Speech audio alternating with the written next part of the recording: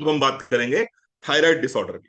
Thyroid disorder, thyroid की मैं बात करूं तो थायराइड तीन तरह का होता है, आप सभी जानते हैं। एक होता है हाइपोथायराइडिज्म, दूसरा होता है हाइपोथायराइडिज्म हाइपरथायराइडिज्म, और तीसरा होता है सब क्लिनिकल हाइपोथायराइडिज्म। यहां पर सब क्लिनिकल हाइपोथायराइडिज्म का मतलब क्या हो गया? ऐसा हाइपोथायराइडिज्म जो हमारी पकड़ में ही नहीं आता। हमें होता तो है, लेकिन वो ना तो ब्लड टेस्ट में बहुत अच्छे से कंफर्म हो पाता है, और ना ही हम उसको समझ पाते हैं कि हमें सब क्लिनिकल हाइपोथायराइडिज्म हो गया है। और मजबूरी ये है कि 10 में से 3 4 5 महिलाओं तक को सब क्लिनिकल हाइपोथायराइडिज्म हो गया है।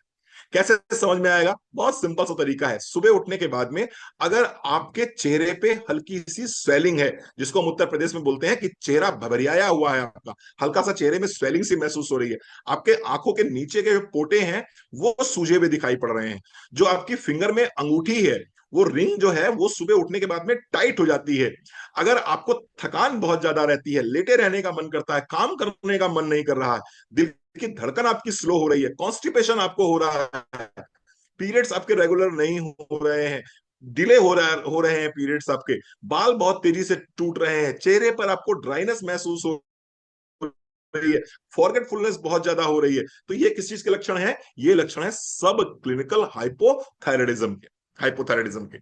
तो आपको करना क्या होगा अगर इस तरह के लक्षण आपको दिखाई पड़ रहे हैं? तो पहली बात तो आपको अपना थायराइड प्रोफाइल चेक कराना होगा कि आपको कहीं टीएसएच बहुत ज्यादा बढ़ा हुआ तो नहीं है।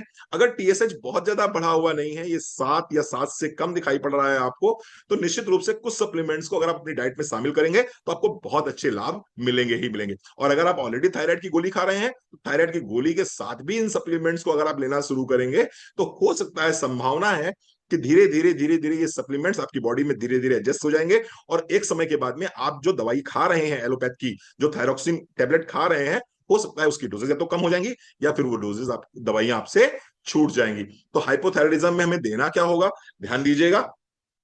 हाइपोथायराइडिज्म में सबसे पहले हम बॉडी को डिटॉक्स करते हैं, तो बॉडी को डिटॉक्स करने के लिए हमें क्या चाहिए होगा? हमारे पास दो सप्लीमेंट बहुत शानदार हैं, एक का नाम है नूनी और दूसरे का नाम है डिटॉक्स। 15 से 20 ml नूनी बराबर मात्रा में पानी ले लीजिए, और उसके साथ में डिटॉक्स की एक गोली सुबह एक गोली शाम को, ये आपको लेना होगा। नूनी और डिटॉक्स सुबह शाम लेंगे तो अब क्या होगा? आपकी बॉडी डिटॉक्सिफाई होगी, पहला काम। दूसरा काम हमें क्या करना है कि हमें स्ट्रेस से बाहर आना है, और स्ट्रेस से बाहर आने के लिए दो प्रोडक्ट हमारे पास बहुत शानदार है। पहला प्रोडक्ट है कौन सा? अश्वगंधा। और दूसरा क्या है? ब्राह्मी। तो क्या लेना है आपको? अश्वगंधा और ब्राह्मी लेना है। ये आपको ब्रेकफास्ट के बाद लेना है, ठीक है।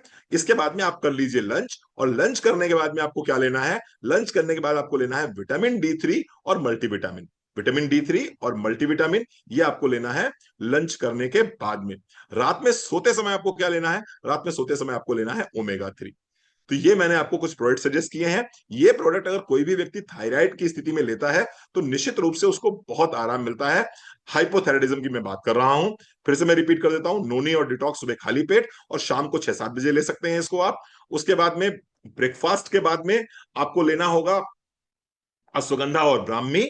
लंच के बाद में आपको लेना होगा मल्टीविटामिन और D3, और रात में डिनर के बाद सोते समय आपको लेना होगा ओमेगा 3। ये अगर आप लेते हैं तो आपको हाइपोथायराइडिज्म में बहुत अच्छे रिजल्ट्स मिलते हैं। इसके साथ साथ में एक छोटा सा मैं आपको होम रेमेडी बता देता हूं, निश्चित रूप से बहुत काम करती है, इसलिए बता देना चाहता हूं आपको। रात में सोते समय 1 चम्मच धनिया 1 गिलास पानी में भिगो के रख दीजिए। सुबह उठिए, उस 1 गिलास पानी को अच्छे से खौला लीजिए। जब पानी 1/3 हिस्सा बचेगा तो उसको छानकर आप पिएंगे तो निश्चित रूप से आपको बहुत लाभ मिलेगा, ठीक है। अगर ज्यादा टीएसएच बढ़ा हो तो ये काम आप दिन में 2 बार भी कर सकते हैं।